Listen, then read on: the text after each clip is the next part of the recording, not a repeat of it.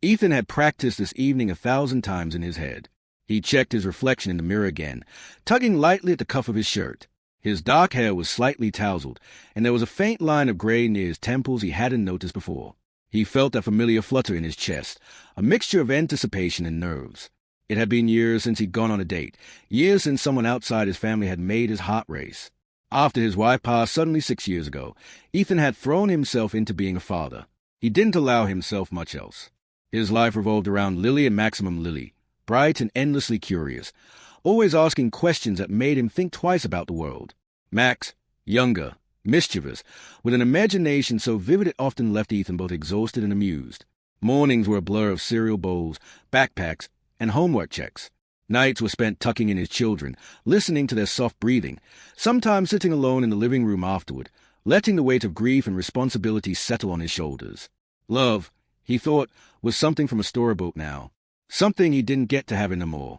Yet, here he was, encouraged by his sister, nudged by a friend who insisted he deserved happiness. Ethan had agreed to meet Claire.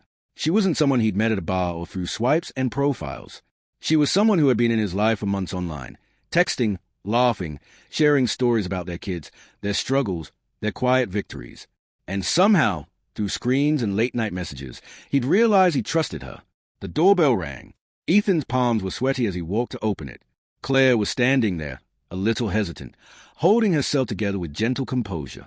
She wore a soft lavender dress that fell just below her knees and a light denim jacket draped over her shoulders. Her auburn hair was loosely tied back, a few wisps framing her face, and her hazel eyes had a softness to them, a subtle resilience he recognized instantly. Before Ethan could say anything, she leaned in slightly and whispered, almost shyly, "My kids are in the car." Ethan froze, not because he was intimidated, but because he understood. That careful, almost apologetic tone of a parent who had been judged, who expected rejection before it even happened. "Then what are we doing standing here?" he said with a soft smile. "Bring them in. No child should wait outside." Claire blinked in surprise, a mix of relief and disbelief crossing her face. She nodded quickly and hurried toward the car. Two little children appeared, an older boy, maybe 8, cautiously peeking around the doorframe, and a younger girl, holding her mother's hand tightly. Their eyes were wide, unsure, as if stepping into someone else's world was a brave act. "Hi, I'm Ethan," he said warmly, bending slightly to meet their level. "And you must be the special guest tonight." The boy managed a tentative smile. The girl, a little shy, whispered, "Hi." Just then, Lily ran up, her long brown hair bouncing in a messy ponytail. "Are those your kids?" she asked Claire. Claire nodded, smiling nervously. "Come on, we've got games inside," Lily said, taking charge in that confident way children do. Max toddled after her, tugging at Ethan's sleeve. "Can they play with us, Dad?" Ethan ruffled his son's hair. "Of course, buddy." And just like that, the evening shifted.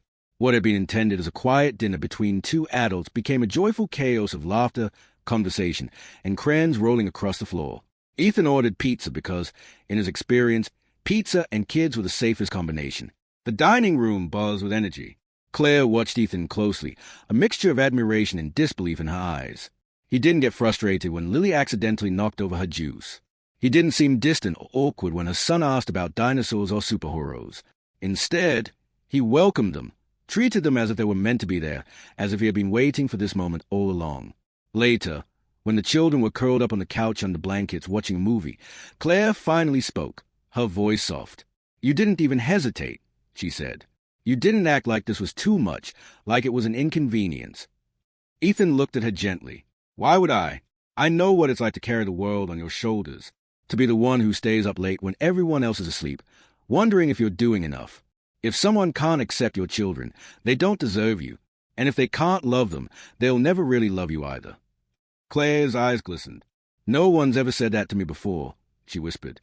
"Then maybe you've been talking to the wrong people," he replied, his hand brushing hers lightly. In the weeks that followed, their lives began to intertwine naturally. Claire's children would come over after school, and Ethan's kids would beg for sleepovers.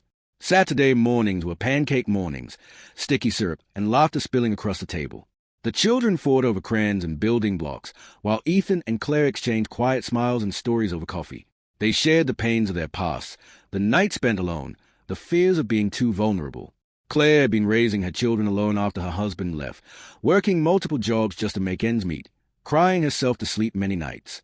Ethan had been grappling with sudden loss, struggling to fill a void left by his wife while still trying to be enough for Lily and Max. And slowly, love grew, not the flashy, immediate kind of romance, but something gentler, deeper.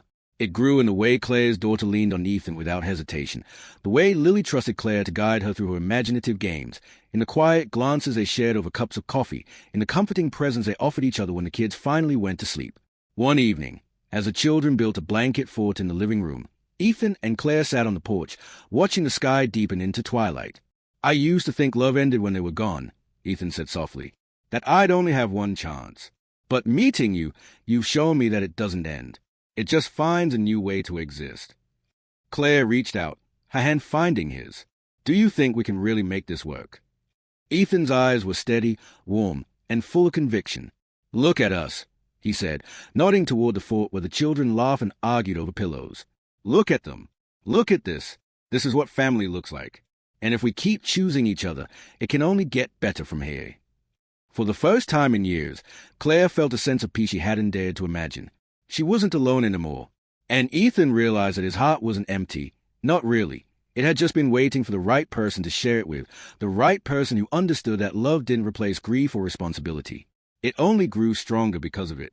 That night, as the children finally slept, Ethan and Claire cleaned the kitchen side by side, stealing soft smiles between tasks. There was no grand declaration of love, no cinematic kiss in the moonlight, but there was warmth, a quiet certainty, a shared understanding that sometimes love shows up in the small, everyday moments, the laughter of children, the crumbs on the counter, and hands brushing while passing a plate of cookies. And in that ordinary, beautiful way, two single parents found that life, no matter how complicated or painful it had been, could still surprise them with joy. Because sometimes the strongest love isn't the one that makes headlines.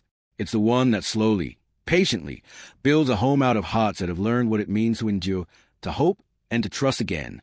Thank you for watching Classic Stories. Don't forget to like, comment, and subscribe for more stories that remind us how powerful compassion truly is.